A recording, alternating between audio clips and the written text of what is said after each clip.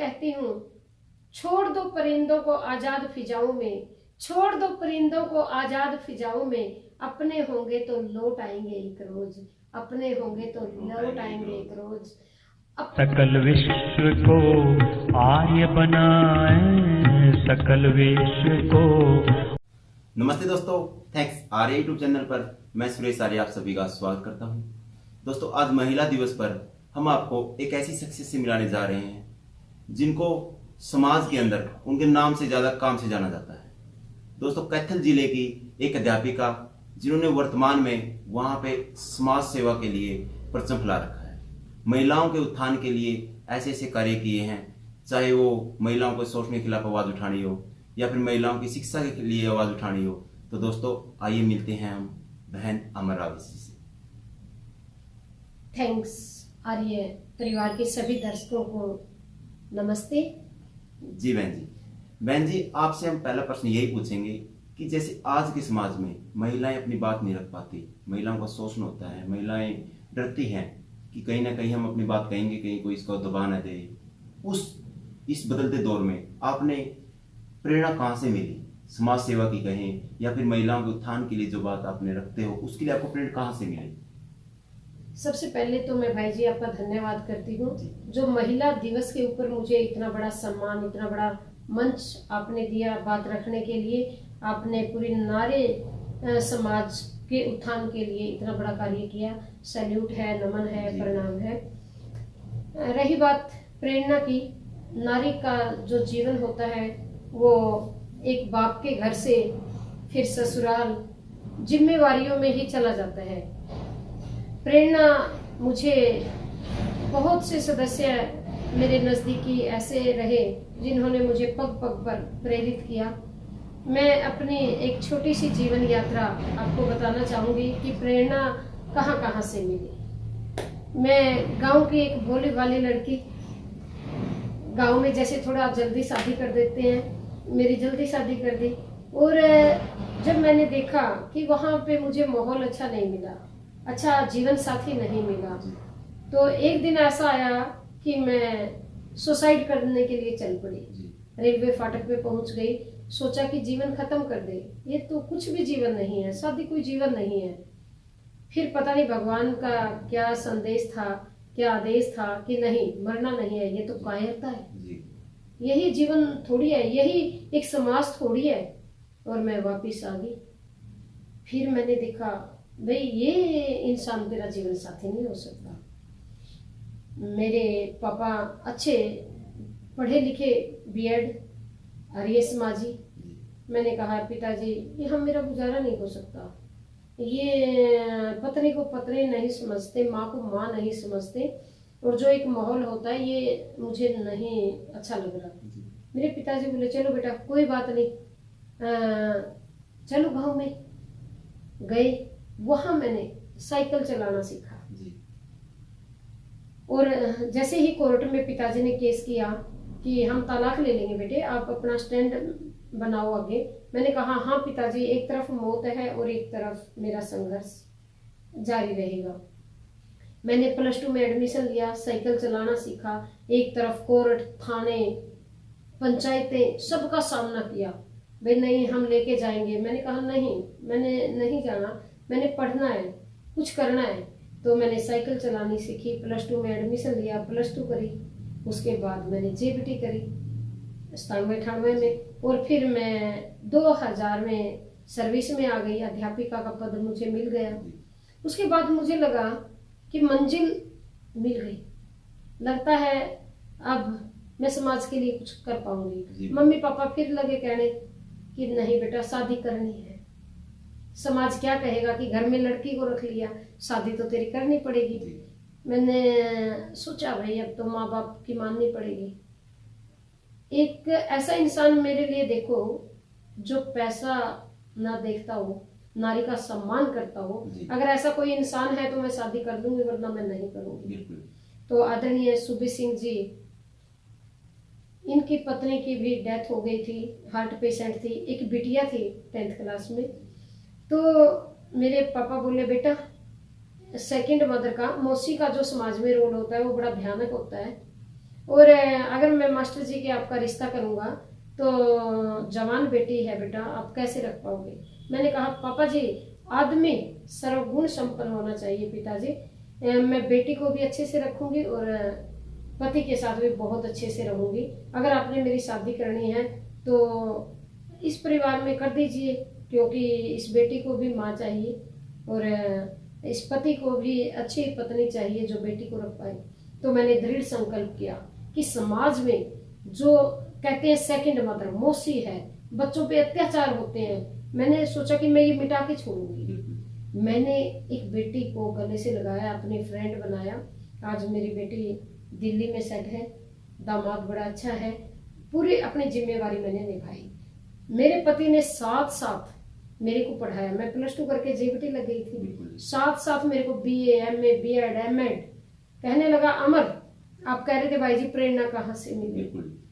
पति ने मेरे को कहा कि नहीं, सिर्फ नौकरी ही विकास नहीं है, आपने पढ़ना है और पढ़, और महिलाओं के लिए उत्थान के लिए कार्य कर जितना हो सके। तो जब मेरी शादी हुई तो मेरे जीवन साथी मुझे योग करते मिले, कहने लगे अमर आप योग करो। मेरे से नहीं हुआ। फिर गुरुजी महाराज स्वामी रामदेव जी गुरुकुल कुरुक्षेत्र में आए थे, मेरे ऑर्डर DO साहब से स्पेशल करवाए कि PTDP की ट्रेनिंग है, ये एक जेबीटी अध्यापिका, इसके अंदर बहुत ऊर्जा है, DO साहब इसके ऑर्डर करो। तो जब मैंने वहां देखा वो शिविर गुरुजी महाराज का, जैसे अर्जुन को गीता का उपदेश मिला था, मुझे ये लगा कि मुझे अब यहाँ उपदेश मिल गया है। और गुरु जी की प्रेरणा से, मेरे पति की प्रेरणा से फिर मैंने सोचा कि समाज के अंदर उतर। महिलाएं बहुत दुखी हैं। महिला दिवस हम एक दिन के लिए मनाते हैं, हर रोज महिला दिवस होना। बहन जी, वर्तमान में देखने को मिलता है कि महिलाओं का शोषण हो रहा है, यहाँ तक कि महिलाएं अपनी बात नहीं रख पाती। वो कुछ कहने के लिए सोचती हैं तो उससे पहले ये विचार आता है कि कहीं तुम्हें दबा ना दिया जाए। बहन जी, इस समस्याओं को देखते हुए ऐसी विचारधाराएं, अवधारणा है समाज में, क्या आपको कभी डर नहीं लगा? डर मुझे भी लगता था फासला देखकर, डर मुझे भी लगता था फासला देखकर। मैं धीरे धीरे आगे बढ़ती गई रास्ता देखकर, मैं धीरे धीरे आगे बढ़ती गई रास्ता देखकर। मेरी मंजिल खुद मेरे पास आती गई, मेरा हौसला देखकर, मेरा हौसला देखकर। भाई जी, डर कुछ नहीं होता, हिम्मत चाहिए, जज्बा चाहिए, जुनून चाहिए। अगर खुद आत्मबल मजबूत है, इरादे मजबूत हैं, तो डर नहीं, भय नहीं। अगर हम चरित्रवान हैं, सही रास्ते पे चल रहे हैं और हमारी आत्मा अंदर से ये कहती है कि नहीं आप ठीक हैं, तो हम बिल्कुल ठीक है। डर नाम की चीज नहीं है। तो जैसे जैसे आपने कहा है भी डर क्या कहते हैं कि औरत की गुद्दी के पीछे मत होती है। हमारे हरियाणा इनको ज्यादा मत खुला छोड़ो। मैं कहती हूँ छोड़ दो परिंदों को आजाद फिजाओं में, छोड़ दो परिंदों को आजाद फिजाओं में। अपने होंगे तो लौट आएंगे एक रोज, अपने होंगे तो लौट आएंगे एक रोज। अपने पति पत्नी का जो अंडरस्टैंडिंग है, अपने विश्वास है, वो इतना मजबूत हो, और एक बाप और बेटी का जो रिश्ता होता है वो भी। आज समाज में क्या है हम सब देख रहे हैं। यही मुझे पीड़ा होती है कि जिस समय मेरे पापा ने मेरा साथ दिया, उसको विश्वास था कि तेरी बेटी गलत नहीं हो सकती, तेरी बेटी बिल्कुल सही है। और मुझे ये था कि अपने पापा की इज्जत पे मुझे कभी आंच नहीं आने देनी। तो इसीलिए कहीं ना कहीं बहन जी कहें कि मतलब परिवार का अहम योगदान रहा है इसके अंदर। हाँ, अगर जैसे आपने बताया पिताजी आर्य समाज से जुड़े, हाँ बिल्कुल, तो कहीं ना कहीं वैदिक सिद्धांतों का भी इसके अंदर श्रेय जाता है। बिल्कुल जाता है। अगर मेरे पापा बाई चांस अनपढ़ होते, आर्य समाजी ना होते, तो मुझे ये कहते हैं नहीं, जिस घर में बेटी की डोली जाती है वहीं से आरती उठेगी, जो हमारे समाज में कहा भी जाता है। मगर मेरे पिताजी ने ये कहा बेटा कोई बात नहीं, अगर आपको ये लगता है कि वहाँ जीवन नहीं अच्छा चलता तो बेटा हम मना कर देंगे और आपको और मजबूत बनाएंगे। तो मेरे पापा का बहुत बड़ा योगदान है, मेरी माँ का बहुत बड़ा योगदान है, और मेरी दादी के तो कहने क्या है। दोस्तों, कैथल जिले में शायद ही कोई ऐसा गांव हो जहां पे बहन जी ने योग नहीं सिखाया। हर कैथल जिले के हर गांव में महिला संगठन खड़ा कर रखा है। यहाँ तक कि कोविड-19 आया था, जब कोरोना काल में दोस्तों हम बाहर निकलने से डर रहे थे, लेकिन उस टाइम भी बहन जी ने बहुत संघर्ष किया, गरीबों के लिए खाना तैयार करवाया, वहां तक पहुंचाया। इन्होंने यहाँ तक कि बाद में पता चला इनको भी कोविड-19 से पीड़ित हो गई थी, लेकिन हिम्मत नहीं हारी दोस्तों। जी बहन जी, उसके बारे में थोड़ा बताएं आप। हाँ जी, योग ही जीवन है और जीवन ही योग है, जीवन ही जिंदगी है। योग ने मुझे इतना मजबूत कर दिया था, कोरोना मुझे कुछ भी नहीं लगता था।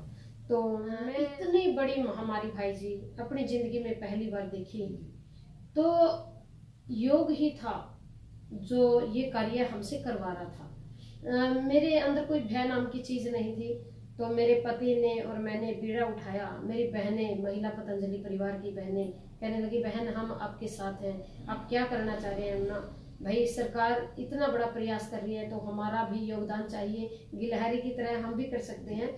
हमने गांव से आटा इकट्ठा किया, गांव से कट्टे गए, कट्टे भरे आटे के, चावल के, सब्जियों के, और जैसे कुछ बहनों ने पैसा दिया, भाइयों ने पैसा दिया, और हम लगभग सुबह शाम 1000 बंदे जो हमारे भंडारे से खाना प्राप्त करते थे। एक आत्मा खुश होती थी, बहनें बनाने के लिए भी जाती थी। और प्रवासी मजदूर थे जिनके घर मतलब वो सड़कों पे थे, सरकार ने उनको विश्राम गृह दिया, तो वहां भी हमने पति पत्नी ने जाके वहां उन प्रवासी मजदूरों को योग करवाया। इसके लिए बहन जी, जैसे आपने बताया वहां पे आप किस तरह की आधारभूत कोई समस्या आई, जैसे आप वहां पे जाते थे, किसी तरह की आर्थिक रूप से तो आपको मतलब प्रॉब्लम नहीं हुई, आपने डोनेशन इकट्ठा कर लिया या आपने खुद भी खुद भी मैं एक अध्यापिका हूँ, मैंने भी किसी तरह की समस्या आई आपको? हाँ, वहाँ समस्याएं जब हम देखते थे, सबसे बड़ी समस्या तो ये थी कि लोग मुझे डराते थे, मरेगी मरेगी, समाज के बीच में जा रही है, बच्चों का नहीं ख्याल है, अपना ख्याल नहीं है, खुद तो घरों के अंदर डूब के बैठे थे। चलो वो सरकार की तरफ से हमें आदेश था, मगर हमारा डीसी साहब ने परमिट बना दिया था कि आप बाहर निकल सकते हैं, सेवा कर सकते हैं। और मेरे साथ भाई बिट्टू और भाई पदम लटकानिया जी ने भी बहुत मेरा साथ दिया। उन भाइयों ने भी मतलब कहा, बहन हम तन मन धन से आपके साथ हैं। मैं उन भाइयों को कभी नहीं भूल सकती। झोपड़ियों में गए, हर जगह गए, करते करते जैसे आपने कहा कि मैं भी कोरोना की चपेट में आ गई। मतलब आपने अपनी जिंदगी भी दांव पे लगा दी थी। हाँ, मैं भूल गई थी कि ये भी एक आत्मा है। मैं दूसरी आत्माओं की सेवा करते करते अपनी आत्मा को भूल गई। वहाँ मैं कहूँगी कि मेरी लापरवाही ही रही। कई बार काम में इतने डूब जाते थे कि मास्क शायद मैं भूल गई, फिर भी मैंने हौसला नहीं हारा। मैंने घर में ही रह के, और परिवार में थोड़ा सा माहौल ऐसा हो गया, बच्चे कहने लगे हाय मम्मी जाएगी। मैंने कहा बेटा तुम्हारी माँ अमर है, कहीं नहीं जाएगी, अभी मुझे बहुत काम करने हैं। भगवान ने मेरे को इसीलिए जिंदा रखा है कि मैं कुछ करूं, मैं कहीं नहीं जाऊंगी। और मैं धन्यवाद करती हूँ और भगवान से प्रार्थना करती हूँ कि हर जन्म मुझे अगर जीवन साथी देना है तो सूबे सिंह जी को ही दीजिए। उन्होंने मेरी इतनी केयर करी, इतनी केयर करी, और साथ में योग भी कहते हैं अमर कर, साथ में खाने की केयर, साथ में वो। और आज आप सबके सामने मैं बिल्कुल पहले की तरह बैठी हूँ। बिल्कुल सही है दोस्तों। जैसे अगर हमारा जीवन साथी हमारे लिए कोई बाउंडेशन क्रिएट कर दे कि आपके लिए क्राइटेरिया यही है कि आप ये कर सकते हैं, ये नहीं कर सकते, लेकिन इन दोनों के जब हम घर पे आते हैं, दोनों के पास एक ऐसा विचार संग्रह है, दोनों के का रिश्ता एक ऐसा है कि जैसे कि उसने बोला तो उसने कर दिया, उसने कहा तो उसने कर दिया, इनके बीच में कोई डिस्प्यूट नहीं है। कहीं ना कहीं सोचें तो आप संस्कार ही होते हैं। अगर हमारे संस्कार अच्छे हैं तो बहन जी, जैसे योग के क्षेत्र में भी आपका परचम फैला हुआ है, आपने योग के क्षेत्र में एक लॉज लाई है जो स्वामी रामदेव जी, जिनको इस चीज का श्रेय जाता है, ये जो योग की गंगा वहां से बही है। तो आप बताएं, आपने कैथल में लगभग कितनी महिलाओं को योग सिखा दिया होगा? लगभग भाई जी अब तो गिनती ही नहीं है, हजारों बहनें हैं, एक कारवां बन गया है। गांव से लेके शहर से लेके तहसील तक मैं हर जगह प्रयास रहता है, क्योंकि मेरी ड्यूटी भी है सुबह और शाम। मैं 4 घंटे समाज के लिए निकालती हूँ। मेरी छुट्टियां हैं वो समाज के लिए समर्पित है, योग के लिए समर्पित है। मेरे पति खुद मुझे वहां लेके जाते हैं गाड़ी के अंदर।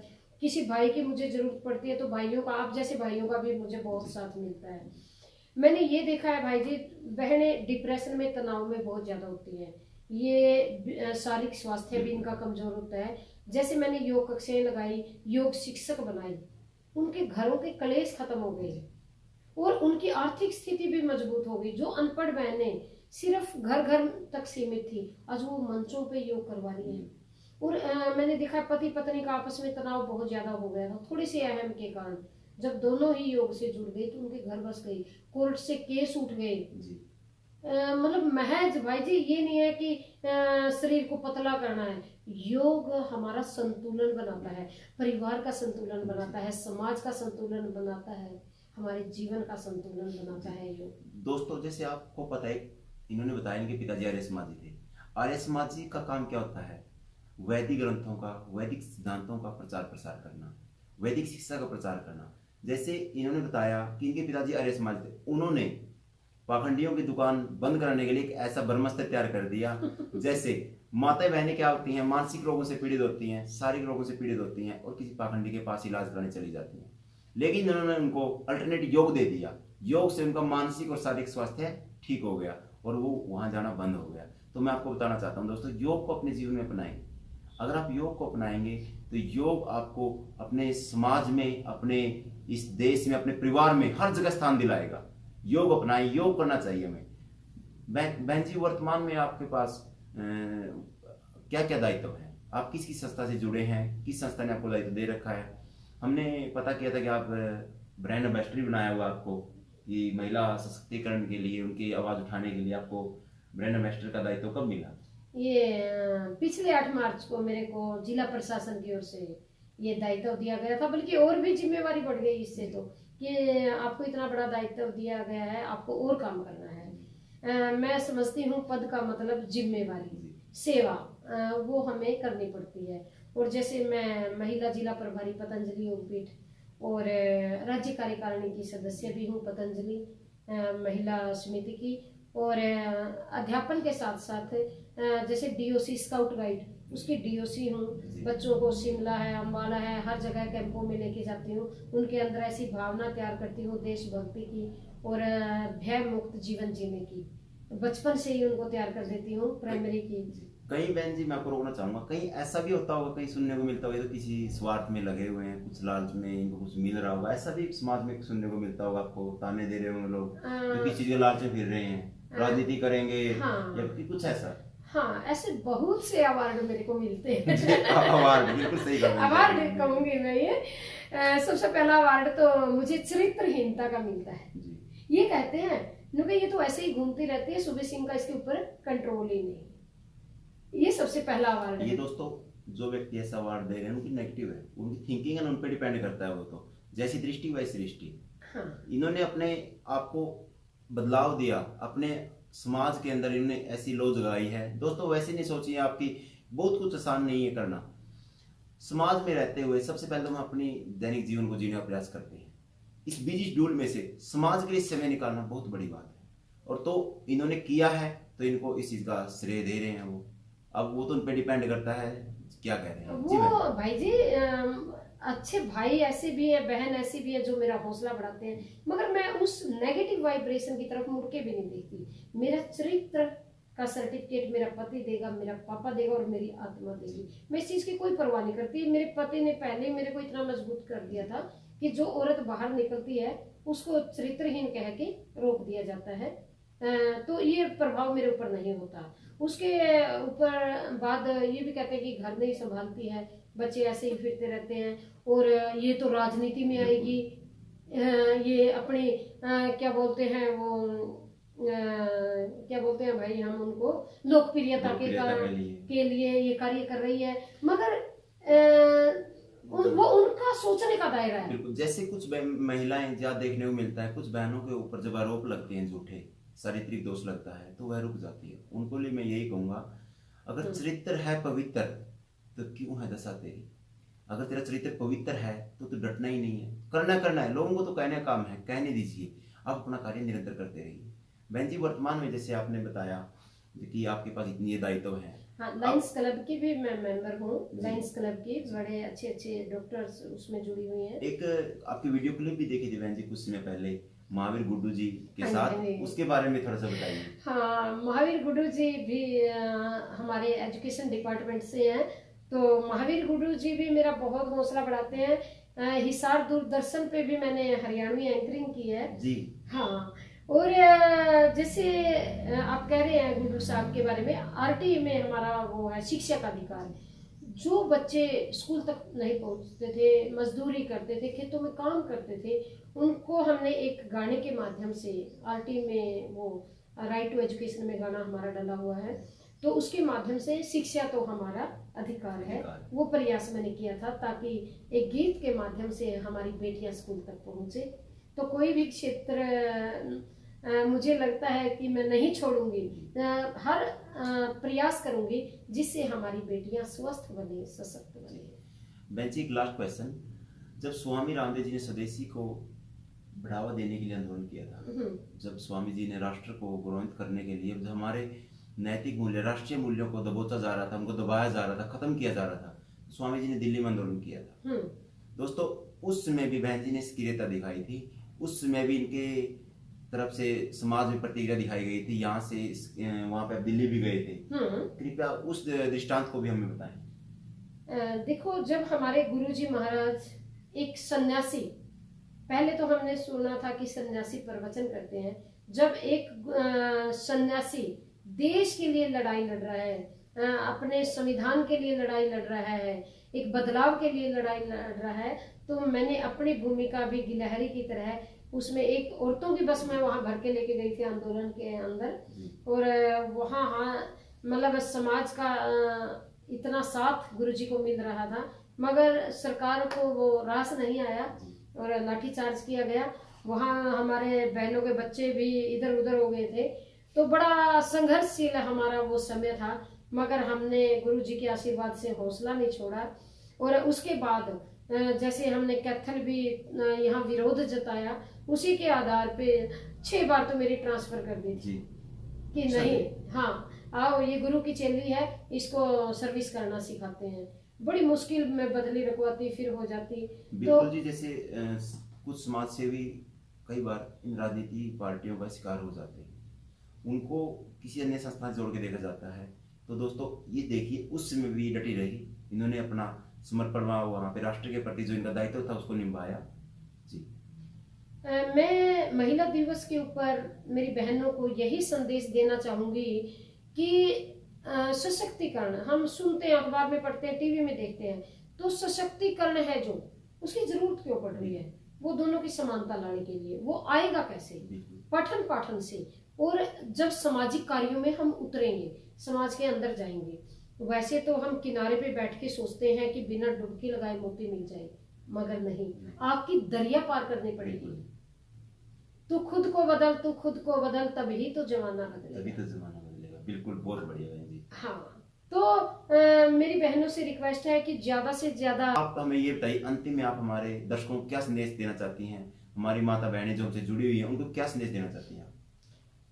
मैं भाई जी ये चाहती हूँ कि जो नारी शक्ति है, घर औरत से चलता है, आदमी कमा के लाता है, अगर उस परिवार की महिला पढ़ी लिखी होगी, योगी होगी, तो वो अच्छे से जीवन यापन कर पाएगी, समाज को अच्छे से चला पाएगी। अगर शिक्षा नहीं है उसके पास, तो वो कुछ भी नहीं है, वो निरर्थक है। और रही बात पढ़ाई, कहते हैं पढ़ा या कढ़ा, या संस्कार ऐसे हो उसके अंदर, तो जैसे अगर मेरे पास शिक्षा ना होती तो मैं आज खत्म थी, अगर मेरे पास शिक्षा थी तो मैंने आज अपनी एजुकेशन को और आगे बढ़ाया, एक अपना आर्थिक स्थिति मजबूत कराई, अपनी आध्यात्मिक मजबूती, अपनी सामाजिक मजबूती, और आज युवाओं के लिए जो मैं कार्य कर रही हूँ, अगर मेरे पास शिक्षा ना होती तो मैं खत्म थी। मैं बहनों को संदेश देना चाहूंगी कि ज्यादा से ज्यादा अपनी एजुकेशन को बढ़ाएं, ज्यादा से ज्यादा समाज के कार्यों में भाग लें। और मैं भाइयों से भी प्रार्थना करती हूँ, बहनों को तो प्रेरित हम करते ही रहते हैं, भाइयों से भी, अगर आप हमें मौका नहीं दोगे तो हम कुछ भी नहीं कर पाएंगे, क्योंकि हम सिर्फ चूल्हे चौके तक सीमित नहीं है, वो भी काम करते हैं, सुबह उठते हैं, पशुओं का काम भी करते हैं, खेतों का भी करते हैं, मगर हमें उड़ने का, उड़ान भरने का आप एक मौका तो दीजिए। यूं तो उठकर अकेली भी चल सकती हैं हम, यूं तो उठकर अकेली भी चल सकती हैं हम, अगर थाम लो हाथ हमारा, दुनिया बदल सकती है, हम दुनिया बदल सकती है। यहाँ आने से पहले हमें ये नहीं पता था बहन जी शायर भी हैं। तो दोस्तों हम चाहते हैं कि आप भी इस चरित्र से प्रेरणा लें। बहन जी इस वर्तमान परिस्थितियों में, आज वर्तमान परिस्थितियों को देखते हुए लोगों को जगाने का काम कर रही हैं, तो आप भी इसमें भागीदारी दिखाएं। दोस्तों हम अगली बार फिर किसी अन्य विषय के साथ या किसी और महान हस्ती के साथ जुड़ेंगे। तब तक जय हिंद, जय भारत, नमस्ते।